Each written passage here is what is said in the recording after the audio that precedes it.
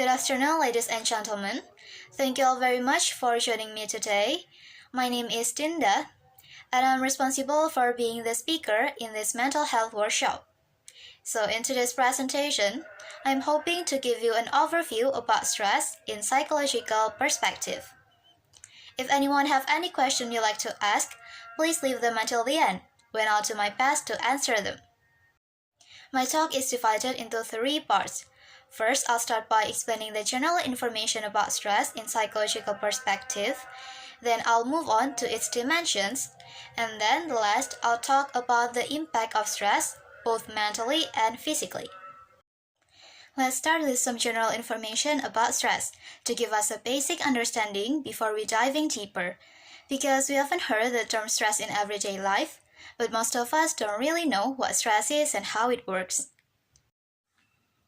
Now let's take a look at the general definition of stress and how experts define stress. Basically, stress is a natural reaction of our body and mind to challenges or demands. It can be triggered by both good and bad experiences. Stress causes our body to release hormones like adrenaline and cortisol, which help respond to danger or pressure. They're also known as the fight or flight response. So when someone is stressed, their body goes into fight or flight mode.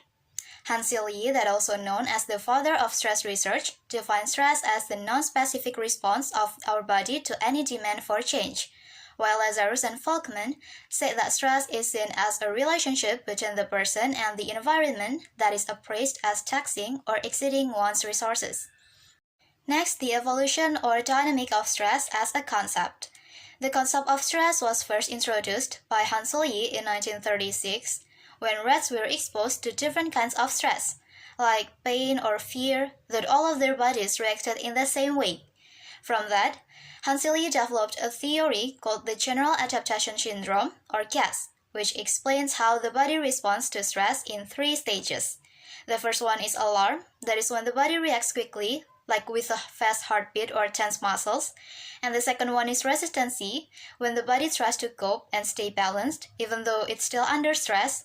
And the last is exhaustion, if the stress goes on too long, the body gets tired and can't handle it anymore, which can lead to health problems. Then over the years, the understanding of stress has evolved from being seen as just a physical response to now including emotional, cognitive, and social aspects as well. Right, let's move on to another important information of stress, that is the key components of stress, or the elements. Generally, stress consists of several interconnected elements. The first one is the stressor, which refers to any demand, situation, internal or external pressure that triggers a stress response. Then comes the stress response itself, which includes physiological, emotional, cognitive, and behavioral reactions, like increased heart rate, anxiety, or irritability. Lastly, there is coping, that is how individuals try to manage or reduce the impact of stress, which varies from person to person, depending on the personality, resources, and experiences. For example, when I'm stuck in traffic on the way to school or campus before an important class or presentation, I start to feel anxious and sweating. And then, I contact a friend to inform the lecturer that I cannot make it on time. And then I practice deep breathing to calm down myself. So the situation is called stressor. That is something that makes me feel stressed. Then my reaction, such as feeling anxious and start sweating, is my stress response.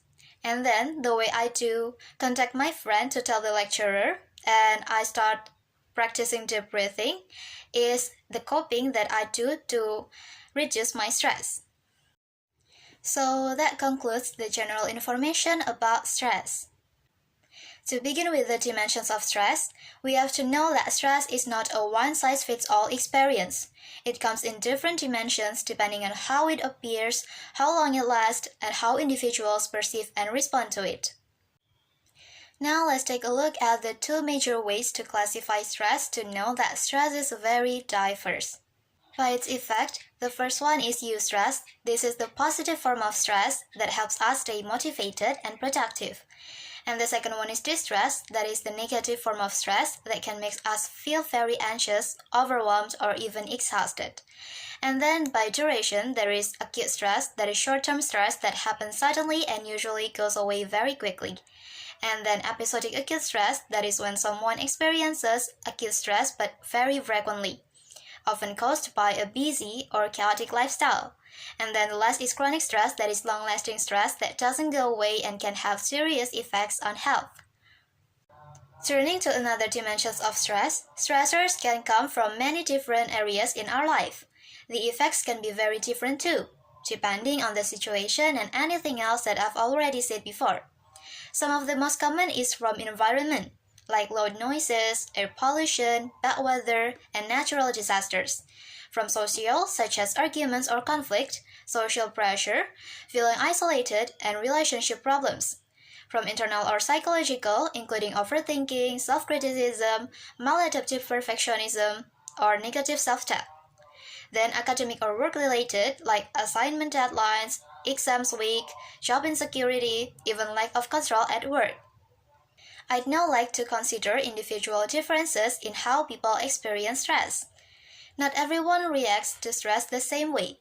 This variation is influenced by several key factors, such as personality traits, like people who are more anxious or perfectionist by nature tend to perceive more situations as stressful. Meanwhile, those with a more optimistic outlook may be more resilient to stress. The second one is past experiences. Someone who has gone through trauma or repeated exposure to stress might become more sensitive to stressors. On the other hand, experience can also build coping skills, like depending on how the person processed the events. The third is coping strategies. That is, the way people deal with stress also matters. Those who use healthy coping mechanisms, like problem solving or seeking support, usually handle stress better than those who avoid or suppress their feelings. Fourth is social support. Having friends, family, or a community to lean on can buffer stress. People who feel isolated are often more vulnerable to its effects. Last, biological factors, that is hormones, brain chemistry, and even genetics can influence how intense stress feels and how long it lasts. So the way individuals experience stress is not only about the situation itself, but also about who they are, what they have been through, and the resources they have to cope with it. As an illustration, imagine two students facing the same final exam. One student, who is naturally optimistic, has studied steadily and receives emotional support from friends and family, may feel a healthy amount of pressure but stays calm and focused. On the other hand, the other student, who struggles with anxiety, lacks support and tends to overthink, might experience sleepless nights and even physical symptoms like headaches. Even though the situation is the same, their internal and external factors shape two completely different stress responses. So much from the dimensions of stress. As you all know, we've already discussed the general understanding of stress and explored its different dimensions. Now you have to know that stress actually affects us, both mentally and physically. So moving on to the next section, let's take a look at the mental effects of stress. Stress can affect our emotional and psychological well-being in many ways. People who experience prolonged or intense stress may feel overwhelmed, anxious, or even depressed. It can also interfere with concentration, decision-making, and sleep. Over time, mental health conditions such as anxiety disorders or burnout may develop if stress is not managed properly. Next, let's explore the physical effects of stress. While mental symptoms are more obvious to some, stress also manifests in our bodies. Common physical effects include headaches, muscle tension, fatigue, and digestive problems. In more serious cases, stress can weaken the immune system and increase the risk of conditions like heart disease or high blood pressure. When someone experiences physical symptoms without a clear medical cause, it may even be related to psychosomatic stress, where emotional stress causes real physical discomfort. Which leads to my next point, which is how stress can sometimes show up physically in ways that aren't caused by an actual illness. In some cases, stress can even manifest as physical symptoms without a clear medical cause, a condition known as psychosomatic illness. People might experience stomach pain, dizziness, or rapid heartbeat, but medical tests show no specific illness. This means the physical symptoms could be triggered by unresolved emotional stress. So, to recover, psychological treatment, such as therapy or counseling, is often more effective than just treating the physical symptoms alone. For example, college students used to struggle a lot through academic pressure. Then they start having constant headaches and stomach issues. After visiting the doctor and finding no medical cause, it turns out the physical symptoms were due to high stress levels before exams. That is a classic case of psychosomatic response. That's all I have to say about the impact of stress both mentally and physically. That's an overview of stress in psychological perspective. Now, just to summarize, let's quickly look at the main points again. The first one is about general information of stress. The second one is about the dimension of stress. And the last one is the impact of stress both mentally and physically. In conclusion, understanding stress is very important not only because it's a common experience, but also because recognizing its sources and effects can help us control it better in our daily lives. That brings us to the end of my presentations. I'd like to thank you all for your attention and interest. If anyone have any questions, please feel free to ask them, and I'll do my best to answer them.